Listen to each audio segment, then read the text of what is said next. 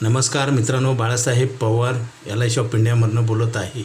मित्रांनो, पिंपरी चिंचवडला 6 तारखेला आणि 7 तारखेला खूप पाऊस पडला।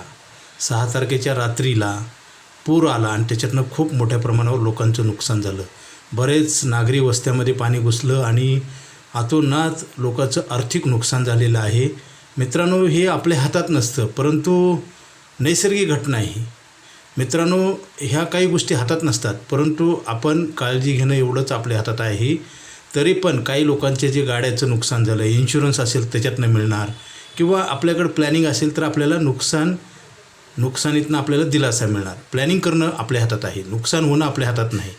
त्यासाठी बरेच लोक पैसे कमवतात, ही नैसर्गिक घटना होती, हे आपल्या हातात नाही, परंतु पैसे कमवून खर्च करणे हे आपल्या हातात आहे ना।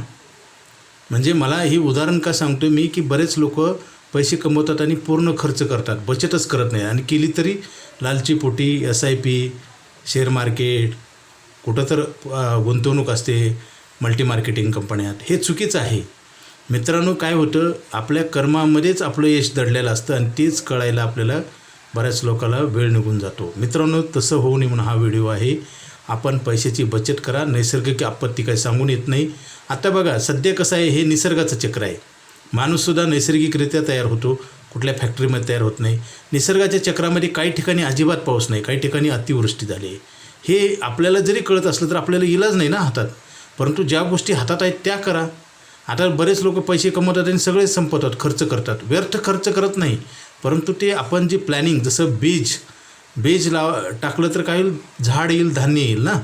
तसं बीजच तुम्ही जर पैसेच मुळात ठेवले नाही तर पैसे कधी येणार नाहीत, आणि चुकीच्या ठिकाणी ठेवले तर त्या पैशापासून त्रासच होईल, फायदा कधी होणार नाही। मित्रांनो, LIC ऑफ इंडिया ही सरकारची संस्था आहे, आयुष्यभर पैसे द्यायचा प्लॅन आहे, आयुष्यभर काम पण होत नाही। आपल्याला कोणीतरी व्यवस्थित समजून सांगते ना, आपण ऐकत नाही, म्हणजेच आपलं वडवडलेलं आहे। बरंच म्हणतात ना लोक, सांगून ऐकत नाहीत। आता काल परवा ह्या 6 तारखेला 6 जून 2026ला एक टेम्पो गेला पुलावरनं वाहून, त्याला लोक सांगत होते जाऊ नको म्हणून, ओव्हर कॉन्फिडन्स। बरेच लोक असंच करतात ना। आता मी 25 वर्षापासून LIC ऑफ इंडियामध्ये काम करतो आहे, बरेच लोकांना बचत करा म्हणजे की ऐकत नाहीत आणि खर्च लगेच करतात। चांगल्या गोष्टी न ऐकणं म्हणजे आपली गैरसोय करणं, आपली बर्बादी आहे आणि आपल्याला त्रास पण आहे, फक्त वेळ आलेली नाही। मित्रांनो, तुम्ही बचत जर नाही केली, तुम्ही पैसे कितीही कमवा, काही फायदा नाही आणि वेळेला पण मिळणार नाही। LIC ऑफ इंडिया तुम्हाला आयुष्यभर पुरवतं, असा पैसे पुरवायचा प्लॅन आहे। लवकरात लवकर घ्या, हा प्लॅन पण होणार आहे।